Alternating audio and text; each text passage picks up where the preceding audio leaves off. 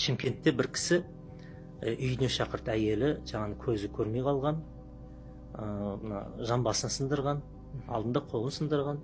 Енді үйіне кіріп әңгімелесіп отырсақ, бір жағдайы бар кісі екен, басқа бір дәулетті кісімен құда болған екен 3 жыл бұрын. Сөйтіп балаларын тойын енді жақсылап жасаған ғой.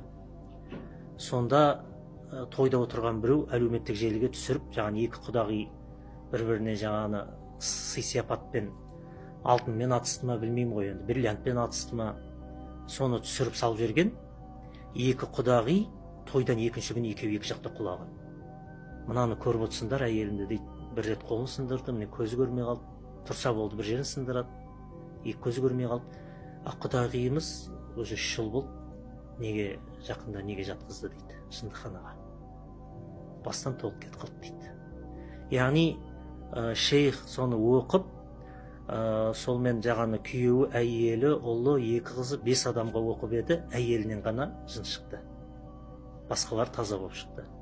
Сосын шейх тиісті сұрақтарын қойып анықтап берді, қай жолмен кіргенін жаңағы елге. Сонда шейх айтты, бұл көре алмаушылықпен кірген деді. Сосын күйеуі енді өкінішпен айтып отыр, біз емес қой салған, тойға келген біреу салып жіберіп отыр. Біздің неміз қанша енді, кінәміз не деп.